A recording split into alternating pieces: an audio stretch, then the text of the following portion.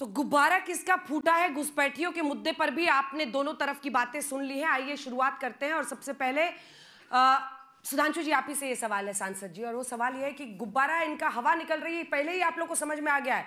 अभी तो कोई एनालिस्ट बता ही नहीं पा रहा है कि इतनी ज्यादा जो वोटिंग हुई है, और यही वजह है ना कि आज भी आप ताकत झोंक रहे हैं। आज भी प्रधानमंत्री से लेकर गृहमंत्री अमित शाह कौन सा मुद्दा उठा रहे हैं? वही घुसपैठियों का मुद्दा। क्यों उठाना पड़ रहा है? 10,000 से लेकर घुसपैठियों का मुद्दा उठाने तक आपको अभी भी लग रहा है कि ताकत और लगानी पड़ेगी, है या नहीं? देखिए, गुब्बारा जब फुस होता है उसमें से हवा निकलती क्या करता है, बहुत तेजी से भागता है। और गुब्बारे में भरी हुई कौन सी हवा होती है? हाइड्रोजन और हीलियम। ठीक है, तो आप समझ सकते हो जैसे फुस हुआ, पटना से तो कहां आ गया? दिल्ली आ गया। बिहार का मुद्दा छोड़कर हरियाणा की वोटर लिस्ट का मुद्दा उठाने लगा। इससे अपने आप समझा जा सकता है कि गुब्बारा पूरी तरीके से फुस हो गया था। और यह भी बात समझिए, चुनाव से पहले एसआईआर का मुद्दा, चुनाव के बीच में हरियाणा का मुद्दा। एक तो यह भी समझ में आया इससे कि राजद के तो एक चुनावी रणनीतिकार हरियाणा से बिहार को कंट्रोल कर ही रहे थे। अब लगता कांग्रेस के भी कोई हरियाणा से ज्ञान देने वाले व्यक्ति आ गए जो बिहार के बारे में बताने लगे थे। अब जहां तक हम एक बात यह कहना चाहते हैं कि जो घुसपैठिए की बात है, यह विषय केवल कोई चुनाव से लेने देने वाला नहीं है। यह विषय गंभीर सवाल है। जिन लोगों को ब्राजीलियन मॉडल की फोटो नजर आती है, पर घुसपैठ के बांग्लादेशी मॉडल के बारे में उनकी होठ सिल जाते हैं। और बहुत साफ तरीके से हम ये बात कहना चाहते हैं, जिनको ये नजर आता है घुसपैठ के वाले विषय के ऊपर, ममता बनर्जी जी ये बोलती मैं देखती हूं कौन जो है इन लोगों को बाहर निकालता है। आप कल्पना करिए, घुसपैठ का मुद्दा सिर्फ चुनाव का नहीं है जो प्रधानमंत्री ने कहा, आपका रोजगार छीनेंगे, शिक्षा छीनेंगे, उसके बाद तमाम आतंकवादी गतिविधियों में लिप्त होंगे। कांग्रेस के दौर हुकूमत की हम बात करना चाहते हैं। जयपुर के धमाकों में 2011 में मुंबई के आजाद मैदान की घटना में बांग्लादेशियों का वो आया था। और सबसे बड़ी बात आप समझिए, बिहार का एक चरण का चुनाव संपन्न हुआ, शायद इस पीढ़ी को भी बहुत से लोगों को याद होगा, जब जब राजद की सरकार रही है 5-5, 6-6 फेज में चुनाव हुए। 1990 में लालू यादव जी आए, सिंगल फेज का चुनाव। 1995 5 फेज का चुनाव। 2010 में, 2005 में 5 फेज, 6 फेज। हमारी 2015 में सरकार आई, तब भी हमें 5 फेज में चुनाव कराना पड़ता था। और हर चुनाव के बाद खबरें आती थी, यहां गोली चली, वहां कट्टे चले, वहां बम चले, इतने लोगों की हत्या हो गई, इतने लोग घायल हो गए।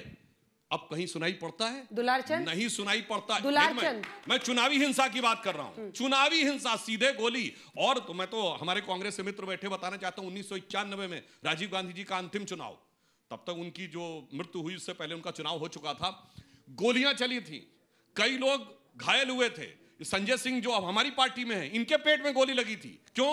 राजीव गांधी जी के पक्ष में बूथ कैप्चरिंग के लिए हो रही थी गोलीबारी। 21 लोग नामजद हुए थे। आज सोचिए, चुनावी हिंसा आज बंगाल के अलावा कहीं नजर नहीं आती है।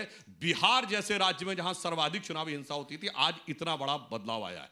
क्यों? अब बिहार के सामने दो रास्ते हैं बहुत साफ, जो मुझे लगता है एक तरफ है जांचे परखे खरे और तपे तपाए आजमाए मोदी जी और नीतीश जी, और दूसरी तरफ है अपने अपनी पार्टी परिवार के लिए सिरदर्द बन चुके और जमानत के ऊपर रिहा, अनेक आरोपों से घिरे हुए।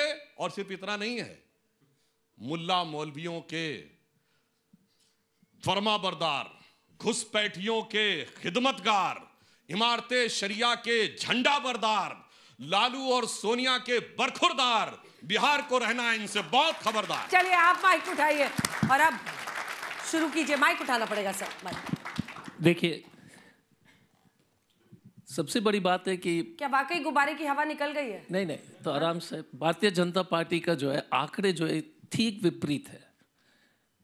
यूपीए की सरकार ने 90,000 के आसपास बांग्लादेशी निवासी को हमने डिपोर्ट किया।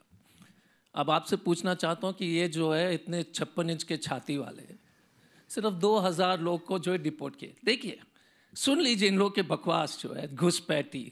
10 साल से प्रधानमंत्री जी और अमित शाह जी, 10 साल से इनकी सरकार चल रही है, 11वीं साल। थोड़ा माइक ऊपर कर। कहाँ से आ रहे हैं?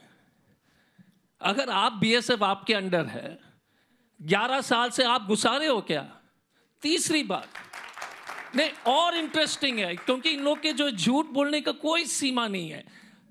मुद्दा ये है, अच्छा एसआईआर के बारे में, आप बच्चे लोग, एसआईआर के बारे में क्या कहा गया था कि घुसपैठी को निकालना है। 390 लोग सिर्फ आइडेंटिफाई हुए नॉन सिटीजन्स, उसमें से 66 मुस्लिम, बाकी हिंदू जो नेपाल के थे। ये इनकी रिकॉर्ड है। लेकिन धर्म के नाम पर लगातार आपको डराने के लिए, क्योंकि 20 साल की इतनी निकम्मी सरकार है। इस देश में जो सबसे गरीब प्रदेश अगर है तो बिहार है, सबसे कम आय है तो बिहार है, सबसे ज्यादा पलायन 3 करोड़ है तो बिहार है, सबसे ज्यादा अपराध, ये बोलते हैं कि गोली चल रही है, गोली तो पटना में रोज चल रहा है, रोज पटना में चल रहा है। खेमका साहब क्या हत्या हो रहा है, अपहरण हो रहा है, तो आंकड़े निकाल के बताना पड़ेगा, लेकिन आंकड़े से आप लोग हो सकता है कि बोर हो जाए। लेकिन सबसे ज्यादा महिला का अपहरण देश में बिहार, सबसे ज्यादा पर 1 लाख पर जो हत्या बिहार। इंपॉर्टेंट चीज है। और ये बोलते हैं वोट के बारे में, वोट चोरी के बारे में। ये बताइए, राकेश सिन्हा जी, नागेंद्र कुमार, ओझा जी जो दिल्ली कांग्रेस के हैं, मनोज मिश्रा, ये कह रहे हैं आपको कि कानून कुछ नहीं कर सकता, हम 2 जगह वोट डालेंगे, हम ट्विटर में डालेंगे, फेसबुक में डालेंगे, और इलेक्शन कमीशन चुप। 2 जगह अपने वोट, इनके सांसद साथी एक एमपी होकर के बोलते कि हम पैतृक गांव चले गए थे।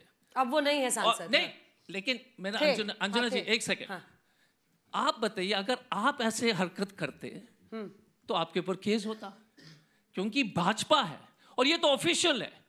बाकी आंकड़े वोट चोरी के बारे में तो चर्चा होगी, क्योंकि आज ये समय नहीं है।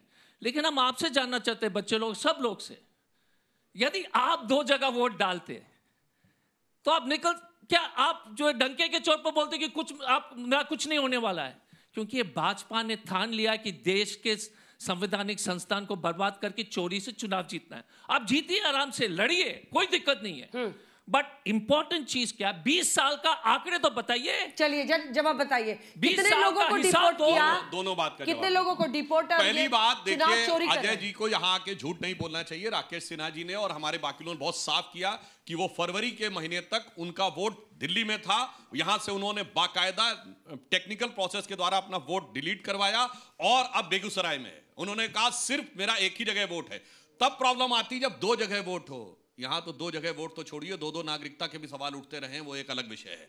मगर मैं बताना चाहता हूं 20 साल में क्या हुआ है। 20 साल पहले बिहार की प्रति व्यक्ति आय 6,900 रुपए थी, आज 69,000 है। बिहार का बजट 23,000 करोड़ था, आज 3,17,000 करोड़ है। बिहार में इलेक्ट्रिसिटी कवरेज 22% पॉपुलेशन के पास था, आज 100% पे है। इलेक्ट्रिसिटी पटना शहर में 4-5 घंटे 6 घंटे आया करती थी, आज 23 से 24 घंटे आती है। बिहार में वो दौर था, याद करिए, हमारी सरकार आने से पहले, इवन 2005-6 में हमारी सरकार आने के बाद भी कुछ साल तक रहा है, जब मोबाइल चार्ज करवाने के लिए 20-20 रुपए लिए जाते थे, क्योंकि जिनके दुकानों पे इन्वर्टर लगे रहते थे, बिजली गांव में तो आती ही नहीं थी। नोकिया का मोबाइल चलता था 2-3 दिन के लिए। उस दौर से निकालकर, और जो माइग्रेशन 11% होता था, वो अब 2% पे माइग्रेशन है। इतना बड़ा बदलाव। और 100 बातों की बात, जो आप अपराध की बात करें, अपराध होना एक चीज है, अपराध पर प्रतिक्रिया दूसरी चीज है।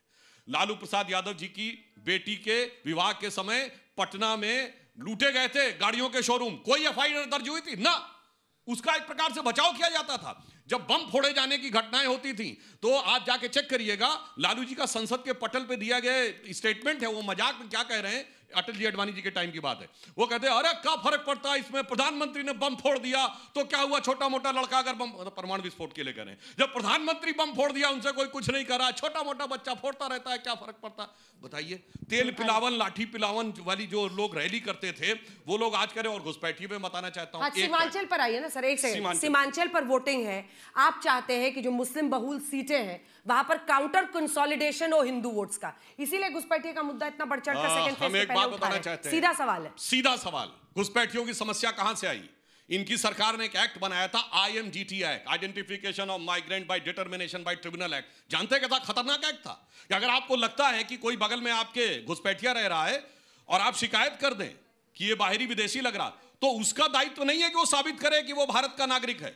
आपका दायित्व है कि आप साबित करिए जाके कि वो बांग्लादेश का कहां का रहने वाला है। 1983 में इंदिरा जी के जमाने में बना, उसके अगेंस्ट कोर्ट में गए हमारे सर्बानंद सोनोवाल, जो पहले चीफ मिनिस्टर रहे थे, केंद्रीय मंत्री हैं। अब सुनिए, उसको सुप्रीम कोर्ट ने क्वेश्चन किया 2006 में, और ये कहा कि this Bangladeshi infiltration is like the external aggression over India.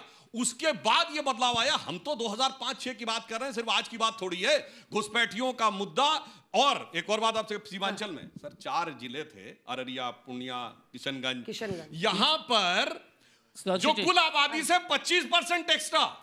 Aadhaar card, और आधार कार्ड बने कहां के? मालदा और 24 परगना पश्चिम बंगाल के। और तो और अब सोचिए, सुधांशु मैं वही एक मिनट, ये तो बता रहा हूं ना, कैसे बने ये मालदा और 24 परगना से पता करना चाहिए, क्योंकि एक बार अगर आप बना ले जाएं तो आपको वो चेंज करना, जो क्या कहते हैं, आपका एड्रेस चेंज करना मुश्किल नहीं है। और आपको पता है किशनगंज में जनवरी से लेके जून के बीच में, मई जून के बीच में 5 लाख लोगों ने रेजिडेंसी के लिए अप्लाई किया। भाई कौन सा रोजगार लग गया था जो वहां पे आ गए? इससे साफ दिखाई पड़ता है कि आज की डेट में भी वो लोग जिंदा हैं जो लोग जयचंद और मीर जाफर की मानसिकता के हैं कि बाहर के लोग भी आ जाएंगे, अगर उनके दम पे भी हमें सत्ता मिल जाएगी तो हमें इससे कोई गुरेज नहीं है। तो मैं एक पंक्ति में कहना चाहूंगा कि आज सीमांचल का विषय हो या बांग्लादेश का, बंगाल का विषय हो, देश की जनता को खबरदार रहना है कि कहनी है एक बात मुझे इस देश के पहरेदारों से, संभल के रहना अपने घर में छिपे हुए गद्दारों से। देखिए यार, पहली बात है अच्छे मीठे तरीके से बोलना। आप बताइए, ये 20 साल से नीतीश कुमार जी जो मुख्यमंत्री था, आधार किसने बनाया? ये बकवास जो कर रहे हैं आप लोग, कृपया समझ लीजिए इन लोग का बकवास। 20 साल से नीतीश कुमार है, आधार ये बना रहे हैं और आरोप हमारे ऊपर लगा रहे हैं। सबसे बड़ा खेल तो यही, आप समझ नहीं पा रहे इन लोग का खेल। 20 साल से वीरचंद तो यही जो है, ये जो है जयचंद और मीर जाफर का तो ठेकेदार तो ये है, क्योंकि 20 साल से आपने आधार किसका बनाया? 11 साल से आप बीएसएफ में हो और आप घुसपैठी, हम बोलते कि हम 56 इंच के हैं, हम सीमा सुरक्षित करेंगे, और घुस कैसे रहा है भाई साहब? कितने दिन तक खींचते रहोगे? कितने दिन तक ये जो है? नहीं, एक मिनट, नहीं, वन सेकंड, एक सेकंड सर, एक सेकंड। पूरा देश आगे बढ़ा है 20 साल में, ठीक है ना? यूपीए के सरकार में भी जिस तरह से औसतन आय बढ़ी, आप कहते हैं कि जब इतना कम था इतना बढ़ गया तो पूरा देश का जो था, जब हम सरकार में आए थे तो एवरेज इनकम 60,000 के आसपास था, हमने जो इसको जो है 1,20,000 के आसपास ले गए थे। इश्यू ये नहीं है, एक मिनट, जो भी होगा, मेरा इतना कहना है कि सुधांशु भाई, अब रोना धोना बंद करो यार। 20 साल से तो बिहार में थे, 10 साल से तो कब रोना जो है, कब कितना जो भूत दिखाते रहोगे? अपना हिसाब दो कि 4 करोड़ लोग क्यों प्लान कर रहे हैं छठ में। ये लोग बोलते हैं ना 2%, आप बताइए इनका गणित कैसा है? 14 करोड़ की आबादी, 1.5 करोड़ का तो ट्रेन में इन्हीं के मंत्री बोलते हैं कि छठ में 1.5 करोड़ लोग पटना बिहार गए। तो कौन सी गणित है माइग्रेशन का सर, पलायन का? 1.5 करोड़, लेकिन ऑफिशियली अंजना जी 4 करोड़ के आसपास है, क्योंकि अगर ट्रेन में 1.5 करोड़ गया तो उसका दुगनी अगर आप उसको डबल कर दीजिए। हमारा इतना ही कहना कि सर एक हिसाब दीजिए, अगर आप बिहार के 1,500 एकड़ एक उद्योगपति को 1 रुपए में दे सकते हैं, जो गरीब प्रदेश है 7 रुपए पर यूनिट पर बिजली दे सकते हैं, और उसी यूपी में जहां पर आप बैठे हो 3.5 रुपए है, बिहारी सबसे गरीब प्रदेश, इनकी सरकार डबल इंजन सरकार 7 रुपए गरीब बिहारी से लेगा। और तो और पोल्यूशन में बैठे ना सर, 1,000-1,500 एकड़ का पूरा पेड़ काटने, वहां पर सोलर प्रोजेक्ट था भागलपुर में, इन्होंने क्या किया, अपने मित्र को दिए, और फिर ढिंडोरा पीटेंगे देशभक्ति का। देशभक्ति कैसे हो सकता है जब आप गरीब से 7 यूनिट बिजली ले रहे हो, और यहां पर यूपी में, बंगाल में जिसको गाली दे रहे हैं, वहां पर 3 रुपए 75 पैसा। ठीक है, इसका